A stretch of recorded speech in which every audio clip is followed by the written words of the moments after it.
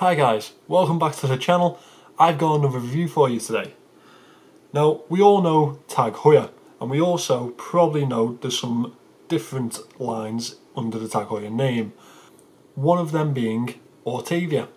Now, Autavia literally comes from the combination of the words auto and aviation, which makes sense because they made plenty of motorsport clocks, but they didn't do very much in the aviation line.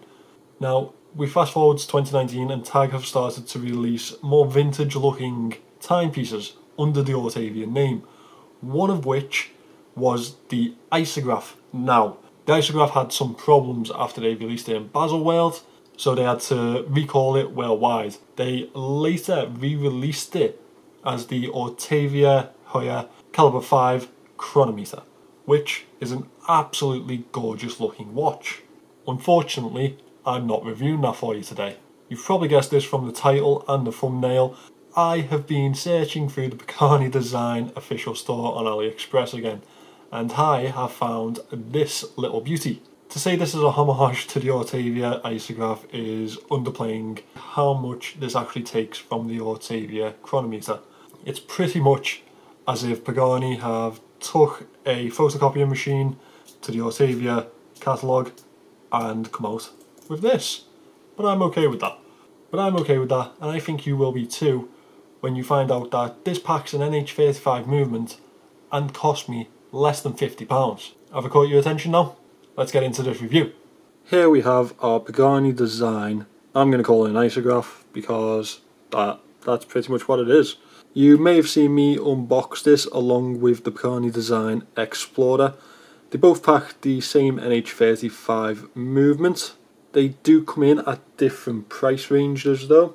Now, the price that I've found this at recently is £63.27, which I think is their retail price of them. I got this in a sale a few months ago for £49.94.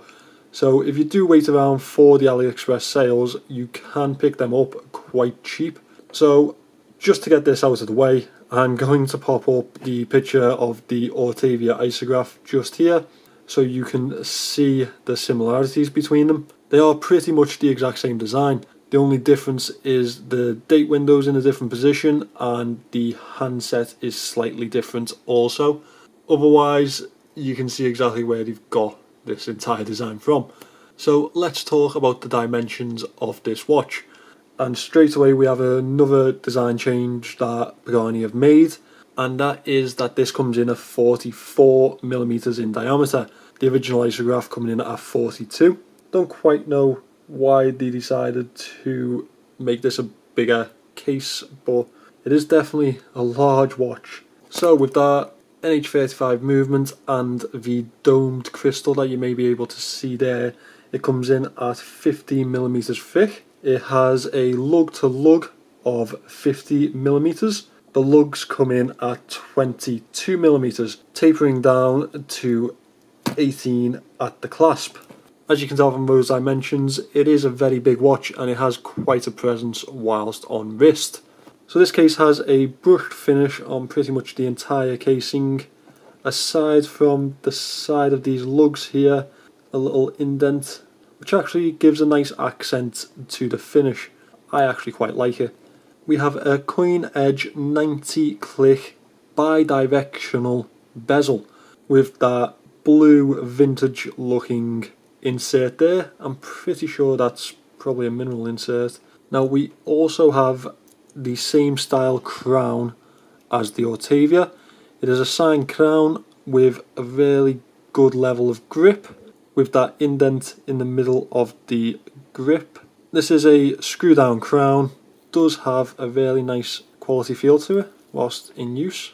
I think that is owed more to the NH35 movement that's packed into this. We also have a screw down display case back that you can see there, with that aforementioned NH35 movement ticking away doing its job. Covering this dial we have a domed piece of Hardlex mineral crystal with decent levels of anti-reflective coating. I don't know if you can see that blue tint just there. Really good level of anti-reflective coating on there. Now as we move into this dial, as I hope you can see, it does have a textured effect, and it fades to a darker blue at the edge of the dial towards that chapter ring that we have here. We have really large, pronounced and legible loomed Arabics at each hour from 1 to 12. This is a printed dial throughout. We have the printed Pagani Design logo, automatic water resistance 10 bar or 100 meters, and just at the 6 here you can see it's being labelled with a Japanese movement, as we know that NH35 is. And we have a nice little frame around the date window here too. I quite like that, makes it stand out a little bit. As well as the loomed Arabics around the edge, we obviously have a loomed handset here too. A nice arrowhead set. In terms of the Autavia look to this, it is the same type of handset. It's just that the Autavia doesn't have these cutouts in the middle of the hour and minute hand. I also enjoy that second hand reaches pretty much to the edge of the chapter ring around that minute track. As I said, we have a loomed handset as well as loomed hour indicators here, so I'm going to insert the loom shot just here for you to have a look. As you can expect, it's not the Seiko quality loom that you'd kind of hope that you'll get, but at the same time it's not 100% terrible at this price range. We have a really nice raised and indented chapter ring. As you can see, it has nice little inserts around it for the hour indicators. They have a nice polished effect to them. Really gives this watch a nice 3D effect, a nice 3D feel when you're reading it. And obviously, as I've mentioned, you have that train track type of minute track around the edge. That's another really nice design. Gives a very vintage feel to this watch, although not much different to the Autavia. So as we move around this bracelet, we have a stainless steel bracelet. We have a high polished finish down the middle of this bracelet and brushed outer edges. Now this bracelet does just have push pins. It doesn't have the screws like the Explorer did. So we have 3 levels of micro adjust on the clasp here. Open this out. It's a nice milled clasp. Really good feature to have on a watch this cheap because it makes it feel like it's really good quality. We also have the Pagani Design printed on the double press clasp here. Just pop this out. We also have a diver's extension. That is just a press clasp, but it's nice to have that diver's extension there.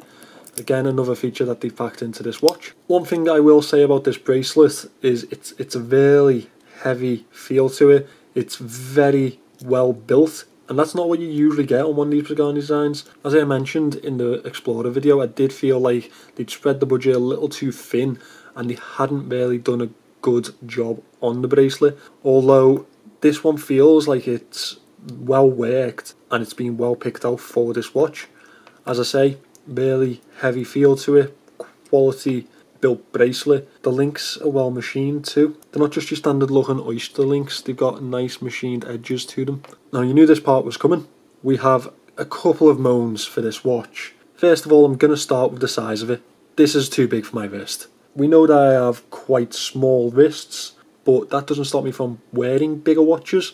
This one though, it doesn't really have enough of a curvature for me to the lugs for it to conform to my wrist, and these end links really do protrude quite a bit, so it adds to the lug-to-lug size of this. Obviously for someone with a bigger wrist that wouldn't be an issue, that's just me personally. We also have this really nice domed crystal, but unfortunately it's not sapphire. Now the Explorer had a sapphire crystal. I know a lot more of their watches have sapphire crystals also. I feel like they've kind of just cheaped out a little bit on this one because obviously a domed sapphire crystal would have added to the budget quite a bit. The main issue that I have with this watch is this bezel. I don't know if you're going to pick that up, but it has a really tinny type of cheap feel to it. I don't like bi-directional bezels as it is.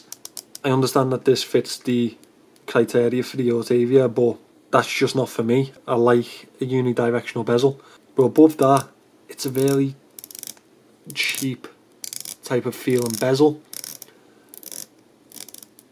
On top of that, it's 90 clicks. I don't quite understand 90 click bezels. I don't mind a 60 click bezel. I understand that there's 60 minutes in an hour. so you can set one of them properly. A 90 click bezel, I think you should either be packing in a 60 click bezel or a 120 click bezel. I think that may just be my little OCD pattern coming through here, but I don't like that it's every 45 seconds. I think that's just a bit weird. That bezel really does just ruin this watch for me, if I'm completely honest. Everything else about it, they really give a really good effort to make a decent homage for the Autavia. That bezel just kind of cheaps out for me, unfortunately. So guys, that is my review of the Autavia Homage from Pagani Design. Now I'll leave a link in the description for you for it. These do go on sale quite often. It's probably worth waiting for a sale for it, but if you just can't help yourself and you need to buy it now, use that link and you'll get the same watch as I did. Now you might have seen my unboxing video, it didn't 100% go to plan, but they did sort it out for me and mistakes happen. Thank you for watching this video guys. I'll see you in the next one.